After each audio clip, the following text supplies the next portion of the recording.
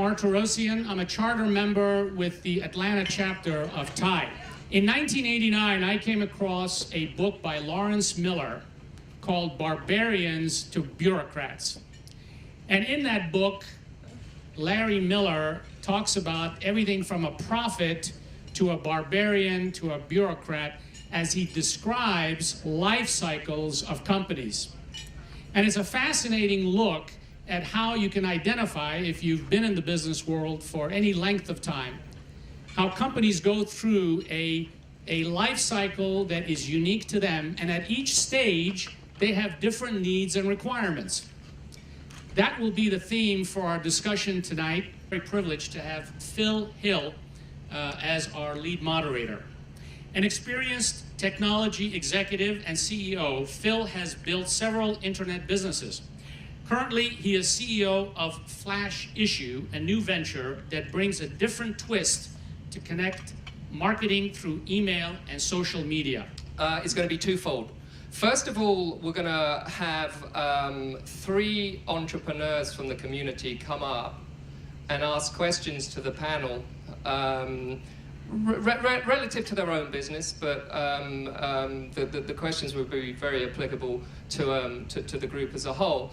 Then what I'd like to do, we'll do that for about 30 minutes or so, and then what I'd like to do is throw it back to you guys and open up the floor to questions that you can ask to the panel. My recommendation is always to put the advisory board in place right away and have them help you because that's what they're really there for, to give you advice. And I think it can be really informal to start if you're small. It doesn't have to be a formal group of people and a set of meetings. It could be a network. It could be certain people that you talk to about certain issues because you value their opinion. But having been with companies mostly that were venture capital backed or public companies, obviously there is a board there.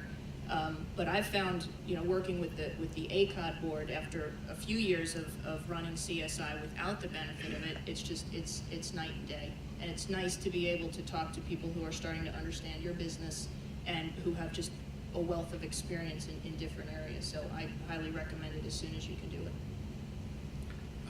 I'm not in favor of going through a board, outside board right away. It depends on the startup company, it depends on the type of business. I think you have to first learn on your own, but you got to work with a mentor.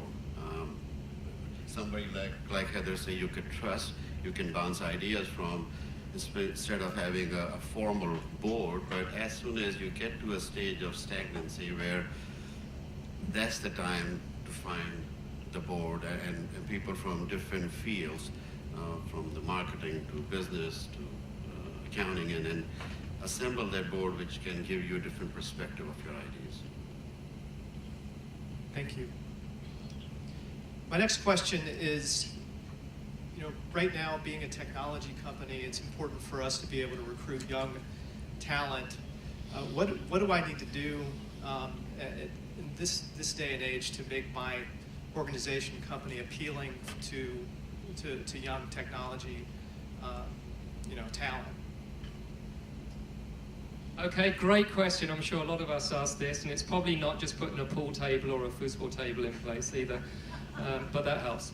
So, Dick, again, fire us off. I would say that the easiest way to attract creative young people is to have a challenging assignment for them.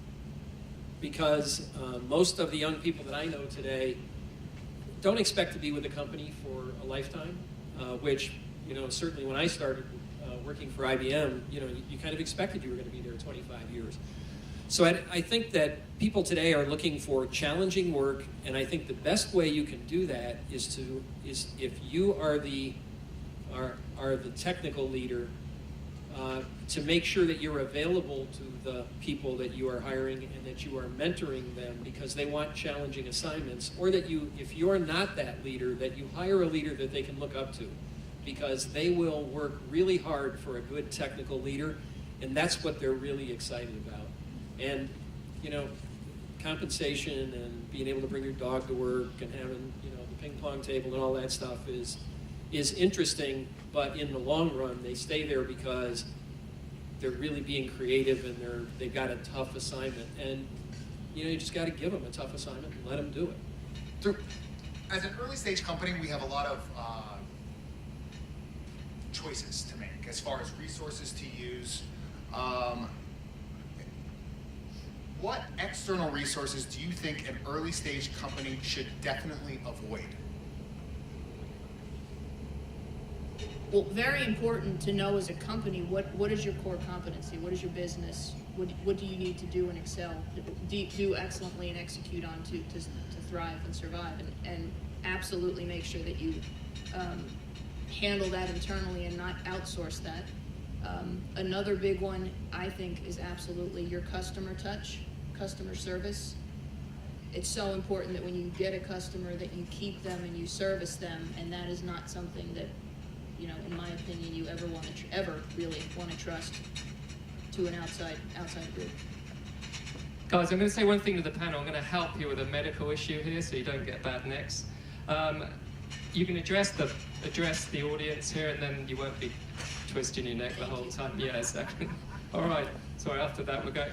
Well, I think Heather did a great job of talking about the core competency, because that's the thing you don't want to outsource. And in my opinion, what you want to outsource are the things that I would call the hygiene things for the company, right? The things that if you don't do them well, it's not good for the company, but they're not things that are going to make the company highly successful. It's a numbers game all the time. I mean, you're not going to invest in resources if you know or you have doubts that the returns are going to be there or not. So I will only do the capital investment to the extent where I can recover at least the capital investment. So, but I'm again, like I said, I don't think 5 years down the road. I've never done it. I'm more of a 1 year person and maximum 2 years. And that strategy has worked for us. And in that way, you are never strapped for cash. I mean, it's always there. The financing is available. So my name is Sam Lawrence. As a product person, I know lots of, as software becomes sort of a bigger part of the global economy, there are more and more companies that are starting up that are software product companies, but they're being founded by non-technical people. And so in the early stages, and even continuing on, they're having to outsource the development of their core product, which to me is a really lethal idea. But clearly it can be done well, and I wondered if you guys had any stories about that. Because as a product person and not as a sort of a top-down business person, to me that's a really scary concept, but they seem to be able to have a vision that they think they can pull that off. I wonder if you had any stories to tell about that. So what's the secret of outsourcing? That's a good question. I want the answer to this one. I personally think it's lethal too. But I think it's like anything that when it comes to software, if you know where you're going and you have structure and governance, and those are fancy words, and it's no different than outsourcing, be it here or outsourcing someplace else. If you don't have someone that has the concept, the ideas, the structure of really being able to run that project, okay, whatever that project may be, in this case developing software, it's going to be a spaghetti mess. Now, you could have the same thing and have it in-house too. We all can agree. I've had that. And Round of applause for our panel here. Ladies and gentlemen, big hand for Phil Hill and our panel. Thank you all very much. We have a small gift for each of you. It's under the table, and here you are. Most importantly, thank you all for coming out tonight and investing in yourselves and spending time with us and making this such a great event. We look forward to having you back for our August meeting, and at this time we are adjourned. Thank you.